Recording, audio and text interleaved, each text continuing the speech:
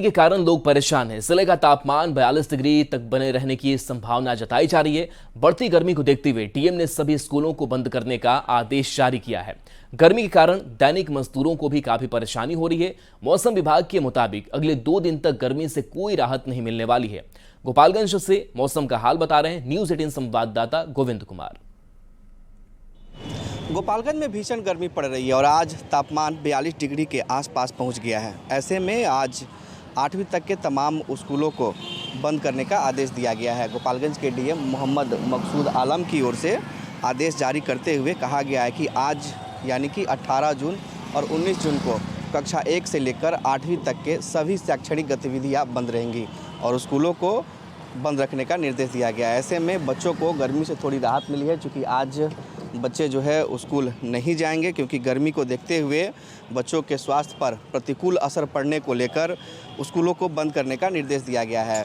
तो वहीं दूसरी तरफ गर्मी की वजह से दिन में कामकाज करने वाले जो रोजमर्रा के काम पर जाने वाले मजदूर हैं उनकी परेशानी बढ़ गई है। खासकर जो रिक्शा ठेला वाले लोग हैं उनकी भी परेशानी गर्मी की वजह से बढ़ गई है, क्योंकि इन्हें सवारी नहीं मिल पा रही है और धूप में कड़ी मेहनत भी करनी पड़ रही है।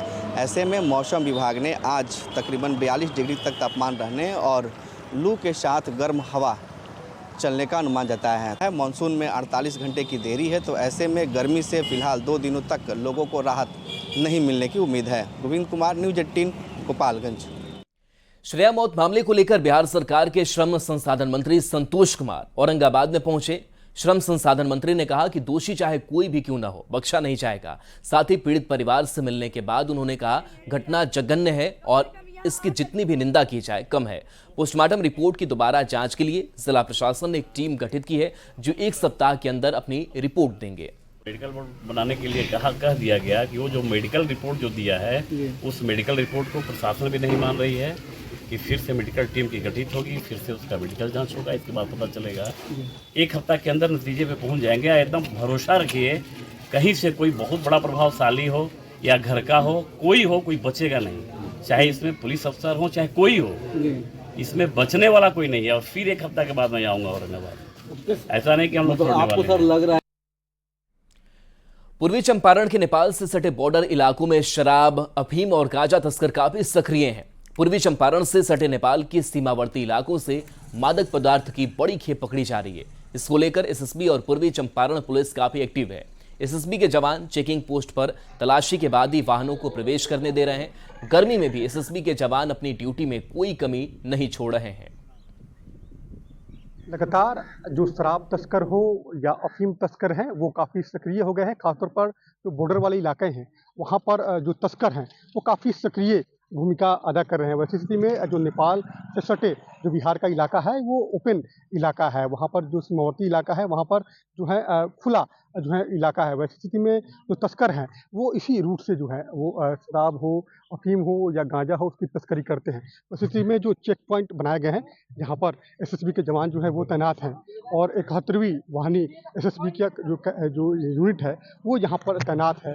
और ख़ासतौर पर ये कटनिगवा है और यहीं पर जो एसएसबी के जो जवान हैं वो पूरी मुस्तैदी से अलर्ट हैं और सभी गाड़ियों की पूरी जांच कर रहे हैं। खासतौर पे जो नेपाल से आने वाली जो गाड़ियां हैं उसकी पूरी गहनता के साथ जांच कर रहे हैं और जो बिहार से जो नेपाल की तरफ जो गाड़ी जाती है उसकी भी पूरी जांच कर। देखिए कोशिश है कि कैसे तस्करी पर लगाम लगाया जाए। खासतौर पे जो शराब तस्कर हैं, बिहार में पूर्ण शराबबंदी है। वैसी स्थिति में जो शराब तस्कर हैं या अफीम या गांजा के जो तस्कर हैं वो काफ़ी सक्रिय हो गए हैं और वैसी स्थिति में पूरी जांच होने के बाद ही जो एसएसबी के जवान हैं वो जाने दे रहे हैं। तो ये पूरा ओपन इलाका है। खासतौर पे जो हमारे बाईं साइड जो है वो नेपाल का इलाका है और ये पिलर जो देख रहे हैं आप, यही पिलर जो है वो भारत और नेपाल की सीमा है। तो वैसी स्थिति में ये ओपन बॉर्डर होने के कारण जो तस्कर हैं वो काफ़ी सक्रिय भूमिका निभाते हैं।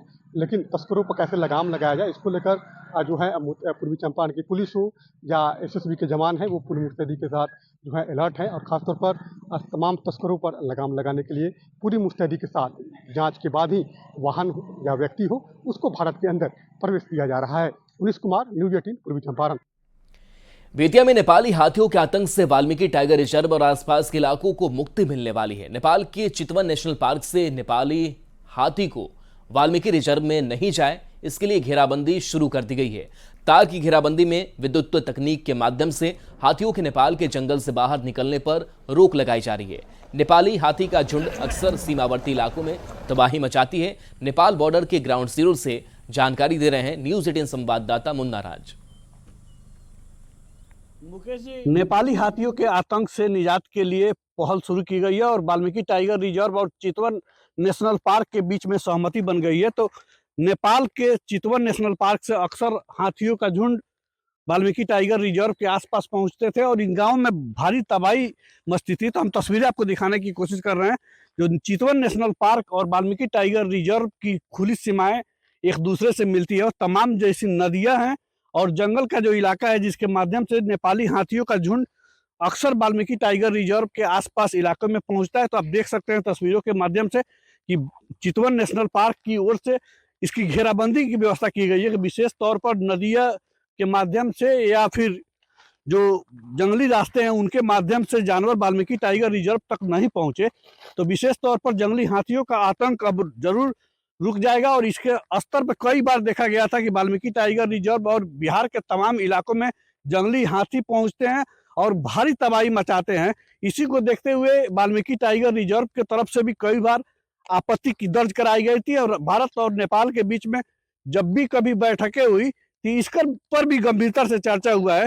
तो निश्चित तौर पर यह सकून भरी खबर अब आने वाले दिनों में देखने को जरूर मिलेगा जब नेपाली हाथी भारतीय क्षेत्र तक नहीं पहुंच पाएंगे। मुन्ना राज, न्यूज 18, भारत नेपाल सीमा। नवादा सदर अस्पताल की मदर शेड का निर्माण काफी लंबे समय के बाद निर्माण हो गया है और इसे जल्दबाजी में बिना किसी व्यवस्था के शुरू कर दिया गया। मदर शेड में शौचालय और पानी की भी व्यवस्था नहीं की गई है, जिसके कारण यहां परिजनों को रहने में काफी परेशानी हो रही है। परिजनों के मुताबिक मदर शेड में साफ सफाई के लिए भी कोई नहीं आता है, उन्हें खुद ही साफ सफाई करनी पड़ती है। ज्यादा जानकारी दे रहे हैं न्यूज 18 संवाददाता अनिल विशाल। नवादा सदर अस्पताल स्थित SNCU वार्ड के मदर शेड का अथक प्रयास के बाद निर्माण हुआ है और लंबे समय के बाद आज इस मदर शेड का निर्माण तो हो गया मगर इसकी सुविधाएं अभी तक नहीं दी गई है। SNCU में भर्ती बच्चे के परिजन को यहाँ रहने की व्यवस्था की गई है। हालांकि जो मदर शेड है उसे बनाया तो काफ़ी अच्छा गया है मगर यहाँ जो सुविधाएं जो है वो बिल्कुल भी नहीं दी गई है, क्योंकि यहाँ जो जितने भी अभिभावक जो बच्चे के हैं वो आ रहे हैं उन्हें पूरी तरह से इसका लाभ नहीं मिल पा रहा है। आप इस वक्त तस्वीर में देखिए, ठीक मदर शेड के पीछे शौचालय और चापाकल का एक निर्माण किया गया है मगर अभी तक इन शौचालय को चालू नहीं किया गया है, जिसके कारण यहाँ मरीज के परिजन जो आ रहे हैं उन्हें काफ़ी परेशानी होती है। चापाकल भी MLC फंड से बनाया गया था मगर कुछ दिन चलने के बाद यह बंद हो गया और आप इस वक्त जैसा देख सकते हैं कि इस मदर शेड के ठीक पीछे जल जमाव की स्थिति बनी हुई है। समस्या है कि पानी की साधन नहीं है, ना ही बाथरूम यहाँ पर है, तो बनाइए कहाँ हम लोग जाएं। आज तक तो कोई ध्यान ही नहीं दिया कि यहाँ पर हम आकर कोई पूछे कि हाँ आप लोग को भी क्या दिक्कत है। एक लंबे प्रयास के बाद इसे बनाया गया है तो लोगों में एक आस जगी थी कि पूरे सुविधाओं के साथ इसे शुरू किया जाएगा मगर आनन फानन में इसे शुरू तो कर दिया गया मगर इसकी सुविधाएं अभी तक नहीं दी गई है। अब देखना होगा अस्पताल प्रबंधन कब तक यहाँ पे सुविधा